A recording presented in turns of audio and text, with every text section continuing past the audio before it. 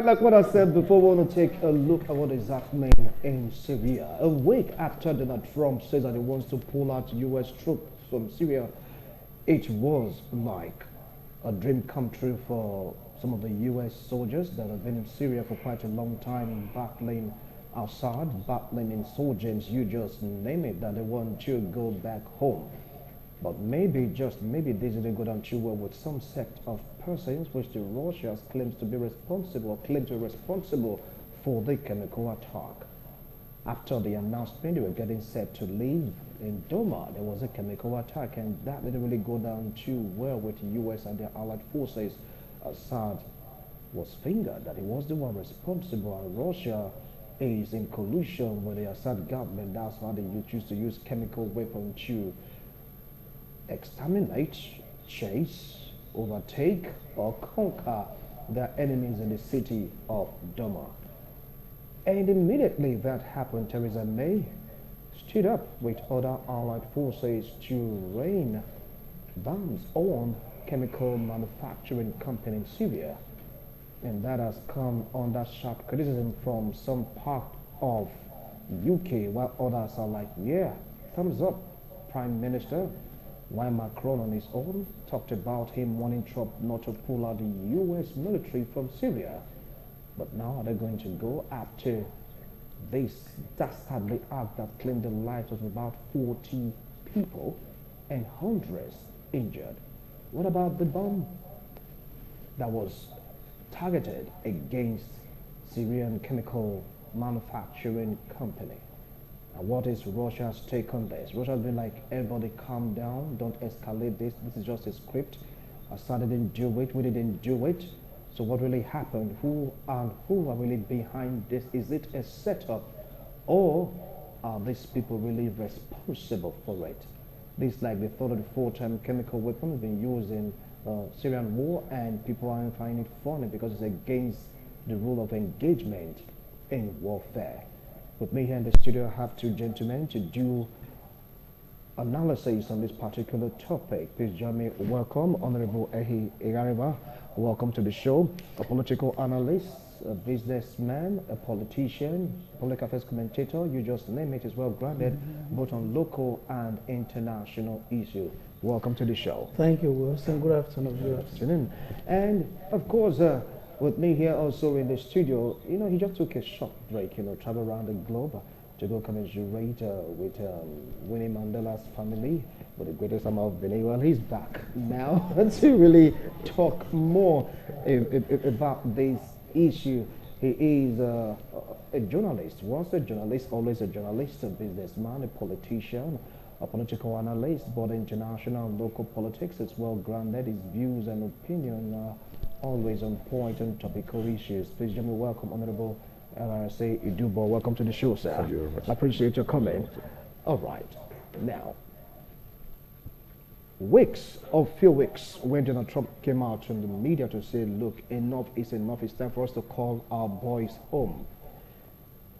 Some persons were very, very happy about it. Macron said he wanted Trump not to even think about it. But Trump didn't listen. All of a sudden, there was a call for the U.S. troops to please come back home because that job, according to Donald Trump, is almost done.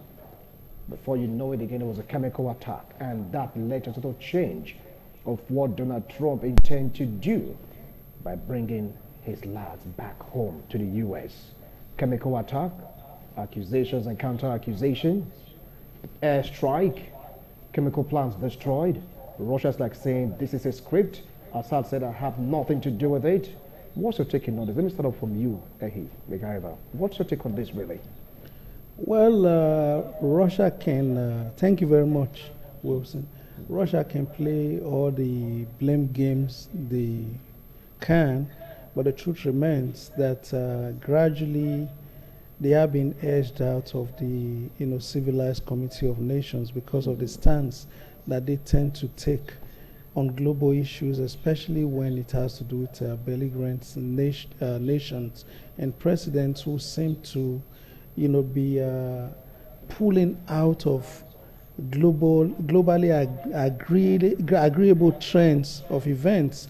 If you look at Russia's stance in North Korea, if you look at Russia's stance, even in Libya, if you look at Russia's stance in Afghanistan, if you look at Russia's stance in what has just played out in the United Kingdom, and again now in Syria, then of course, if you put all of this together, you see that typically they are finding themselves not agreeing with the core of Western nations, if you will. Especially, it will appear that they find themselves always opposed to NATO nations. By the time inspectors arrived at the site on Wednesday, it will have been 11 days since the attack happened in Syria. They are expected to gather soil and other samples to help identify any chemicals used in the suspected attack.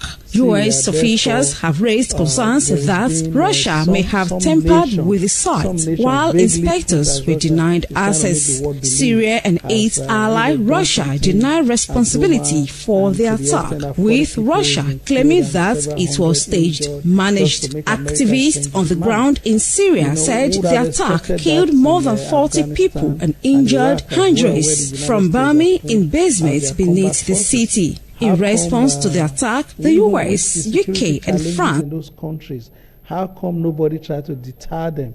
And in any case, the Russian security forces are so intertwined with Syrian security forces right now that they are providing most of the intelligence for them, and therefore they have the capacity to know if Syrian government-controlled areas are being infiltrated to the extent that chemical weapons are being brought into the country and used on Syrians without Russian ego's view, not picking it out. And all of a sudden, when it happens, like it did happen in England, it's very easy to say, oh, we are being set up.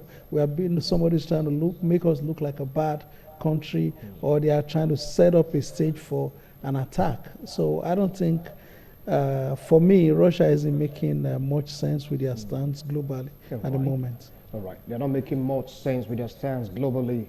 That's your own comment on this, but I'll come back to you on other issues relating to this chemical attack and turbulence in Syria. What's your own take on this? Yeah, clearly, Russia has proven the fact that we and Syria are working together. And they have shown so much support to Syria. Even like my brother just said, even when the entire world, the world powers are going this way, they choose to go the other way. They also think that they have capacity.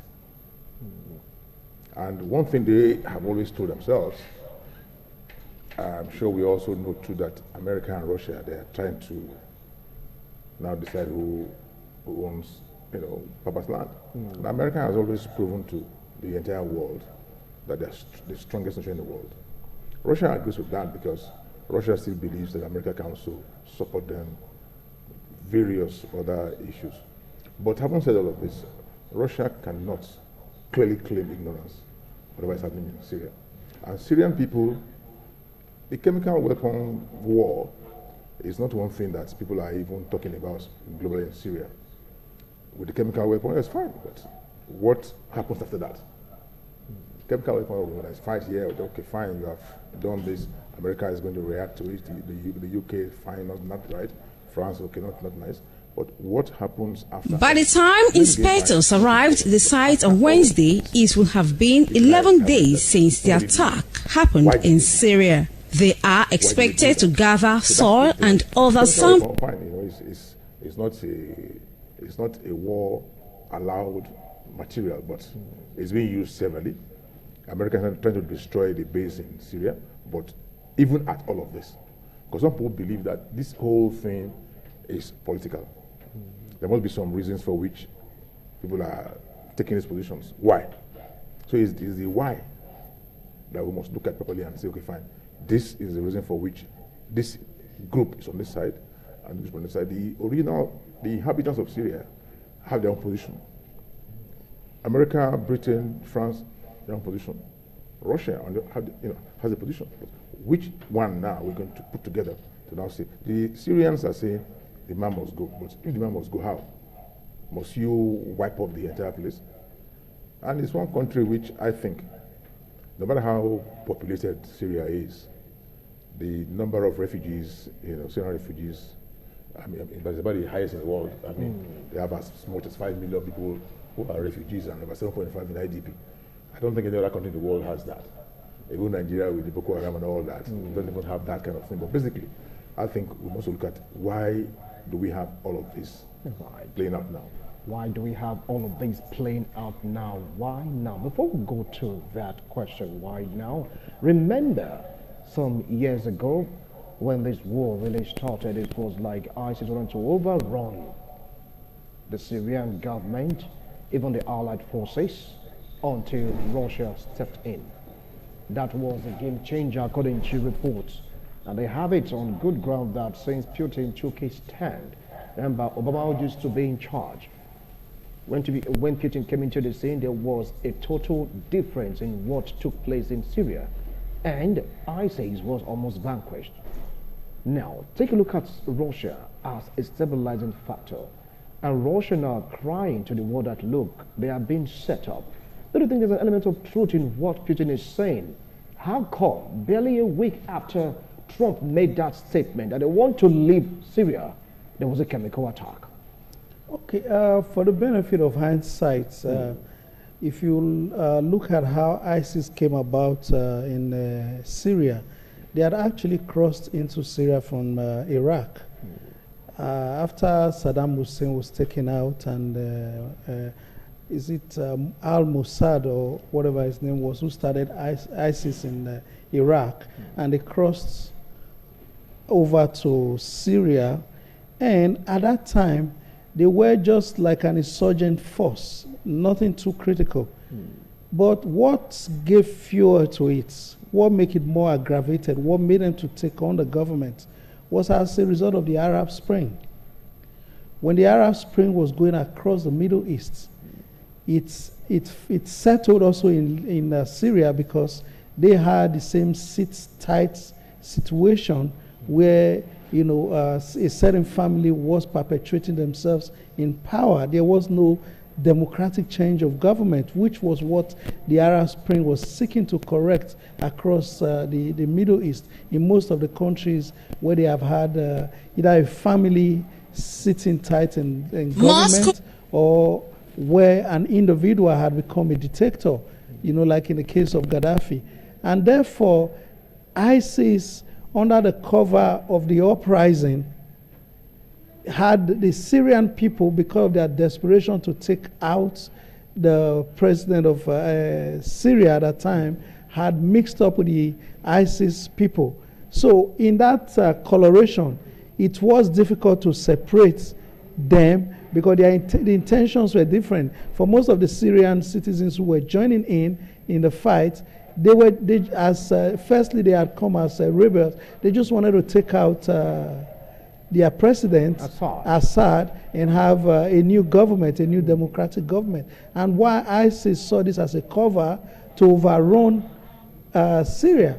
But Putin at that time, if he had agreed, because one thing was important, because it is difficult to be a ruler without a people. Majority of the Syrian people had said that they do not see the future of Syria with an Assad presidency, and therefore they wanted him to go. This was the stance of America and most of the Western nations.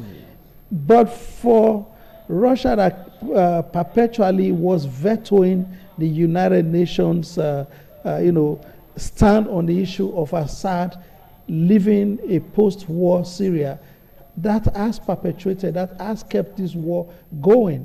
And by the time inspectors arrived at the site on Wednesday, it will have been 11 days since the attack happened in Syria. They are expected to gather soil and other samples to help identify any chemicals used in the suspected attack. U.S. officials have raised concerns of country.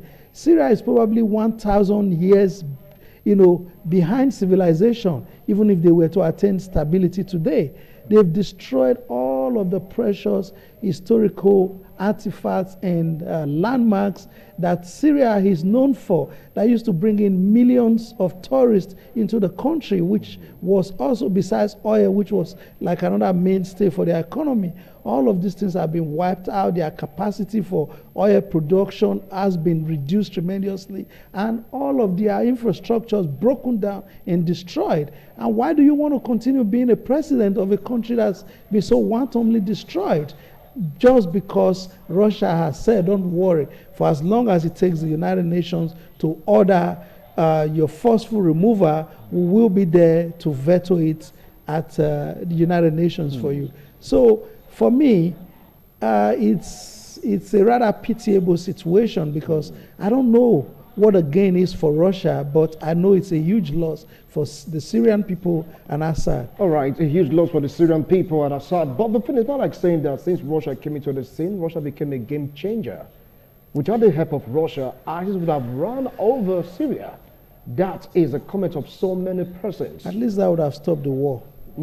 But would the West agree? Anyway, you just hold on now. Let me come to you, sir. The chemical weapon was used on persons in Duma, and that led to an By the time the first set of persons to react was Theresa May, Macron, and the last person, according to report, to really say, okay, fine, let's do this, was Donald Trump, because he was so eager to move his troops away from Syria. Well, actually, the reason why Theresa May chose to jump into this because of what really happened in the UK with the ex-Russian spy. Do you see anything about that event playing out in the bombardment of Syria chemical plant? Because it's like there were no investigations. Nobody was like saying that give us time to investigate this. There was an attack before they talked about investigating the site. Do you think they were so rash in doing this? Yeah, I think the Theresa May factor, I'm sure you also have known that they killed a lot of British citizens, killed about 25 of them. So it gave rise to her reaction. Definitely, yes, you know, it's not like our country where you kill 200 people, nobody will react to it. If you kill one person in a civilized country, they will react. So that was why she was quick at reacting. But I agree, yeah, my brother has just said, you know, the Syria for now is just a shadow of its former self. I mean, a country that has been, you know, at war for over 10 years. Nothing is left of the country. Even in 2015, when they tried to like say, okay, let's normalize relationship. Now in the last 3 years, there's been war, killing everybody, and why must you remain in power? I've always told people in my own understanding, you don't need a Russia, you don't need an America to remove your president. The people they've risen against it, and they should. There's no way Mr. President will have been stronger than everybody. But still, you still do garner enough support. Yes. There's supposed support that look, Assad should remain. There's some persons saying yes, it should remain. No, basically. Yeah. You see, one I agree is in government. He has all the whatever to fight his people. But then who are those he's fighting? These people. So will he now come, if he kills everybody in Syria, will he now remain as president of the empty Syria? Like he did say, even if the war stops today, they are going to go back many, many years to start to, because once you destroy a monument, I mean, you've lost it. You've lost it. There's no way you can come and you cannot be recreated. If you destroy an artifact, why it became an artifact because of the length of time it has existed. So how was all of this? I just believe that we must all understand that this war, whatever we look at it, there must be something nobody is talking about already. We must talk about why is America doing what you wanted. Even though they reacted last day, you want to move your force from there. Oh, fine. If you have chosen to do that, it's like the experience we have in Nigeria where they moved the security men from one place and the people struck. If you're going to move your force from there, and somebody is saying don't do that, somebody who you believe and you trust, then of course you must look at if you removed it last week and this week something is happening, then of course you must reconsider, you must reappraise the situation. What I think the whole world needs to do now is to ensure that this wanton destruction stops in Syria. In Syria. But what about this Theresa May factor? People are saying that this card that is being played is Theresa May's card. Well, I don't want to agree fully with that. The reason is... No, let's just take a look at this scenario. I want you to just follow this because according to reports, Trump said, okay, let's wait for the outcome of the investigation. The following morning, we have to go strike. Yes, I agree with you, but let's go strike. Yeah, but Theresa May have something to do with this because of what Russia did. Not quite. Donald Trump had come out to say that there will be a response within 24 to 48 hours, and that there was ongoing investigation. But again, his military commanders would have told him that for precision and for maximum impact, for an operation as delicate as that, he wasn't supposed to give a timeline. He wasn't supposed to give a timeline. And in trying to douse that and perhaps reduce the preparation of the Syrians, he had to come out with another statement to say, we're going to look into it, because if you see the impact, for me, wasn't as much as they had wanted to, because the Syrians had moved most of their weaponry out of position. They've moved most of their aircraft. Many of them were actually in the sky at the time of the strikes, because they had knew that it was coming. Because the president had overshot his lead, by the truce, according to reports. Other countries just said there will be consequences, and that was to be it. If you remember how President Obama had very, very smartly taken out Osama bin Laden without any other intelligence agent in the whole wide world having a clue what was coming. Perhaps sometimes for a commander-in-chief, that was giving out too much on that occasion. And again, like the last time we discussed about the use of chemical weapon in the United Kingdom and how Russia was blamed, and how the international community kind of have all accepted that there are spies in all of their countries, from numerous countries, to the extent that they can actually even tell you, take out a certain number of spies out of my country as a punitive measure. So they knew all along that the spies were there. In the same way, the French authorities have said that the Russians were contacted before the strikes to separate their men from from the Syrians, especially at the sites where they were going to launch those attacks. So in spite of all the big talk from Russia, they had to comply, because yes, there's balance of terror when you say, oh, I am a nuclear power, you are a nuclear power, but the whole world knows nobody's going to use nuclear power. Nobody's going to do it. It's just a deterrent. That's what you have it for. But again, everybody knows Russia don't have the capacity to take on the United States, the United Kingdom, and France at the same time. So when they say move these things, we are coming in anyway, they move them. They moved all of their planes, they moved all of their the military men they had on ground. They moved everybody out of place just so those attacks could take place. So that tells you the high level of talks they also hold. But obviously Russia at that point, when he knew that they are going to strike anyway to save face or for whatever reason, they probably will not negotiate to what extent the strikes will be. And just so everyone is given a soft landing and the tension is doused, like it has been now, Russia will come out and say there will be consequences, but that's not going to happen. Consequences, are you going to start launching attacks on the United States, France, and the United Kingdom? No way. All right. Now, from what he said, is that there's a political collaboration somewhere in Syria's war. Because right now, he rightly stated that Russians were informed that, look, this is what is going to happen. And here is Putin saying, we are not responsible for this. Theresa May, Macron, and the rest of them, led by Donald Trump, they went for the strike after all, and are going to go to the site for investigation tomorrow. Tell me, what a adventure. Russia was innocent in this, what do you think will happen? Because they've been crying we are innocent. Nobody wants to listen. Because people will be like, before you go on to do something, like what Trump said at first, let's investigate. Nobody investigated. Take it up from that. Yeah, but, okay, you are saying, assuming they're innocent, but assuming they're also found to have, been complacent about it. I mean, there could be a level of complacence. Yes, fine. We are coming. You shift. Allow us to do what we want to do. You save your men. That, to me, actually, if they had capacity, which they've always tried to explain to people, they would just say, fine, you come, we're here. I mean, Russia actually even dictated when to come. Even America has been anxious, so it's okay, we are coming. No, they said, come, you just take it easy. Come tomorrow.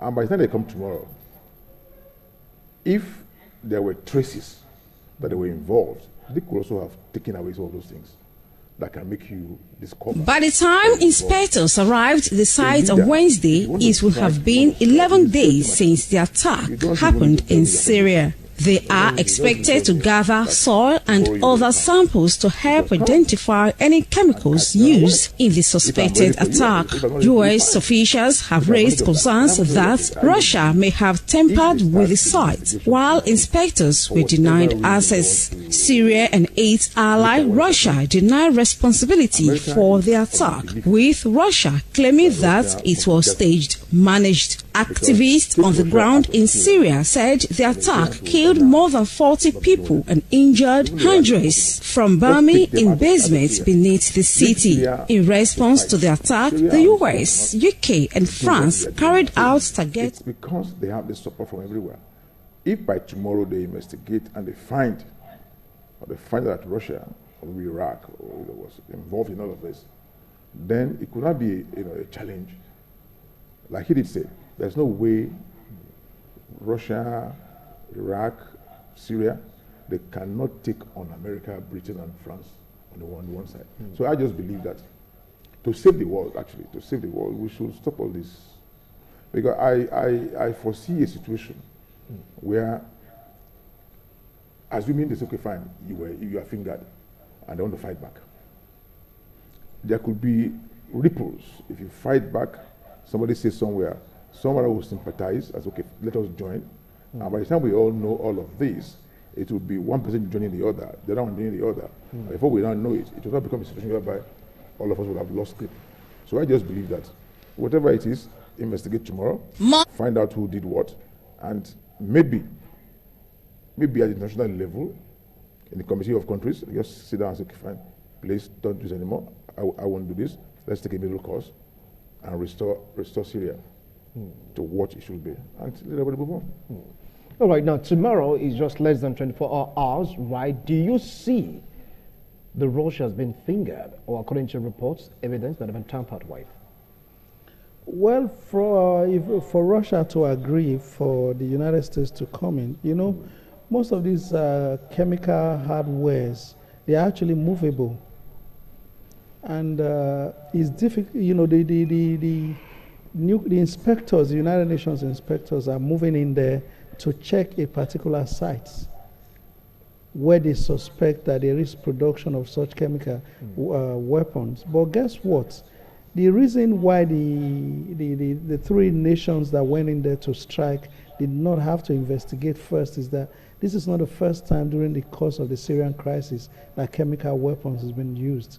They were used before, they moved in there, there were strikes, and Syria gave a commitment to the extent that they were going to destroy all of their chemical weapons, which Russia oversaw. They kind of, they gave a guarantee that this was going to happen, at the United Nations. And now, I doubt if there's any possibility that anything will be found. If they are saying come, it's because they are ready, because there's nothing to be found. Because except they are going to have to get medical doctors, and use advanced medical technology to look at the victims of the attack. If they could still have access to them now, only God knows what Assad would have done to those people and in whose custody they are at the moment, to ascertain, the kind of chemicals that were used on them and if it's also possible to establish which countries have the capacity to produce those chemicals, only to that extent can there be the Russians be found to be complicit, because Syria on their own do not have such capacity, except Russia gives it to them, and of course it's coming at a huge price. Except Russia gives it to them. So you're turning towards the fact that Syria doesn't have the capability, it may just be from Russia. Is that what you're saying? Yes, obviously. Okay, fine. I'll come back to you on that so I can really throw more light on that. Now, from what is really going on right now, do you see the U.S. calling their boys home? Because that seems to be at the center of this discourse. It all started from there. Trump said, look, we've spent so much time in Syria, like what we did in Afghanistan. They pulled their boys out of Afghanistan, and Afghanistan hasn't been the same ever again. Bomb blast today, bomb blast tomorrow. There's still serious fighting in Afghanistan because there's a vacuum created when the U.S. choose to call back their lad. And now the same thing want to happen in Syria. Like a warning, there was a chemical attack. Do you see Trump reneging on what he promised to do, bringing the boys back home to the U.S.? It's a new challenge now. There's a new challenge. If he believed that Syria has become stable, because the reason for which he sent the troop there was to say, okay, fine, now let us help to stabilize. But I always believe America does not just do a thing for the sake of doing it. They must have an underlying, something that is making them do whatever they want to do. If they now think that something is threatened, which would also disturb them, they will keep the troop there. I just believe, like they've also proven to be, they will keep the troop there. I'm sure Trump will not withdraw them now in view of the fact that we have this new challenge. But even if he chooses to do that, that may just be one thing again against the run of play. But now, as it stands, there's even more need to keep the troop there, if for nothing, to prevent further. Because, like he did say, maybe we have not even seen the end of it. It could still happen. I mean, these strikes are, to show the man is fighting. The war has not ended. The war has not ended. If they come tomorrow and they cannot trace what weapons were used from the source of the chemical weapons, and they now say, okay, fine, we cannot trace this, let us keep investigating. In the process, there could be another strike. And that would be one strike too many.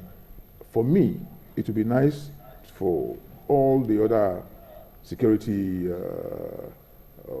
nations to say, okay, fine, we want to strengthen security in this place to protect lives and properties from being destroyed. So I think whatever happens tomorrow, I just hope that Russia is not, because any fight between Russia and America will be very serious. Even though they have some, America and Russia, they have their own issues now, which they tend to sort out from various angles. Either it has to do with Trump or it has to do with Putin, who has done this to who. They might just bring all of that into play, and that will just be another kind of thing. So I just believe that let them investigate. After investigation, let everybody say, okay, fine, I say, don't do this. My brother, you don't do that. We'll say, but let us now move together and restore. My own takes it. Let us restore peace to Syria. To Syria. All right. Let us restore peace to Syria. And talk about saying maybe these guys can only handle themselves. Let's go out. Now, what if because of this action, the American troops choose to remain? Do you think that really prove to the world that Russia is like saying the truth? Because according to reports, Russia companies, they do have this contract of rebuilding Syria. And people like saying that America doesn't have much stake there anymore, hence they want to leave. Now, if Russia is like responsible to rebuild Syria, and now there's a chemical attack, would Russia want to jeopardize American presence in Syria? Well, I don't see all of the American troops remaining, but for strategic military reasons, obviously they are going to have to leave some troops back, because it's obvious now that Syria in connivance with Russia are not going to play by the rules, and therefore they need to have some of their troops on the ground as a deterrent for going overboard, and so that Syria knows that there will be consequences each time you go overboard. But again, if you look at the policy of the Donald Trump administration, he's come out to say that, look, America first. What that simply means is they are limiting their scope in the use of the term globalization, especially when it pertains to like the situation in Syria, which is just like an ego torso. It is not something that's going to give America a lot of economic benefits. So for that reason, they don't want to waste resources. American economy, it's booming. It's having a good time at the moment. And Donald Trump is hinging his re-election on the continuous good performance of the American economy. And for that reason, he is doing his best to bring the troops home, reduce costs, cut deficits, like the trade tussle with China, which he believes makes a lot more sense, engaging at that level, than just putting your troops to fight for ego's sake. Oh, we are tussling with the Russians, we're trying to establish supremacy, while your economy is being ripped apart and your citizens are suffering, and sometimes you are drifting into inflation just for ego's sake. So he's not playing it that way, and for that reason, and more so if you look at the character of Donald Trump. Now that Emmanuel Macron, the French president, has come out to say that I have spoken to Donald Trump, I have been able to impress it on him to the extent that he should leave his troops. For that reason alone, Donald Trump is going to have to pull out some troops, because you don't want also, as the president of the great United States, you don't want the world to get the impression that some president of France can dictate to you what your military policies are across the world. So for that, he's not going to play that Macron's card. So I believe he's going to be, he's going to do some of my troops home, some stay back. So that way everyone is happy. But he's truly determined to cut down on the number of American troops across the world, especially where the wars are not really strategic to the economic development of the United States, and they don't pose a military threat to the United States and our allies, especially like in the case of Syria. Now, there is one man on the ground with this whole issue, Assad. It's not saying you just have to leave. They don't want him there anymore. That was the beginning of this whole palaver, so to speak. Do you see the playing out of U.S. troops strengthening the grip of Assad in Syria? He mentioned again the way Obama took away one leader. Yes. I mean, it's possible, because in the last 8 years, those of us who were, even though we're very young to have witnessed the Civil War, the war is not a thing anybody wants to experience. So if you have been president of a country that has been at war for 8 years, and this country is like a shadow of its former self, why must you stay in power? People are saying, okay, leave us, you go. It's just honorable to say, gentlemen, I cannot continue to lead you to war. I'm ready to go. And the man just honorably says to them, I'm off. It's easier and better, and it will be respected, because he has fought too many wars. One war, but he has separated them into segmented by about 4 wars now in Syria. Somebody said to me that is the greatest country that has the lowest peace, whatever, the peace index is the lowest world. Yes. So if you're living in a country that does not know peace, why would you continue to live? So if like the biblical Jonah, if all that will restore peace into this country is your absence, why not just go out of there so that peace can return to your country? And it will be better off if you think it's not important, at least your own children and their own generation, if they come to a country that has not knowing peace, they'll be happier and they'll give you credence for all of that. So I just believe that the man just has to go. Whichever way he goes, I'm not sure, like, America has not elected to remove him. Because that's one thing. I was listening to one reporter in Al Jazeera say there must be a reason for which America is doing what they're doing now. Why haven't they removed him? If they are ready to remove him, they would have removed him. All we are now saying, let the man go. So if a force can come and pull him out of the place, that's all they want to hear. Not whether there's a chemical weapon or there is atomic bomb somewhere. Let the man go. But do you see Assad leaving?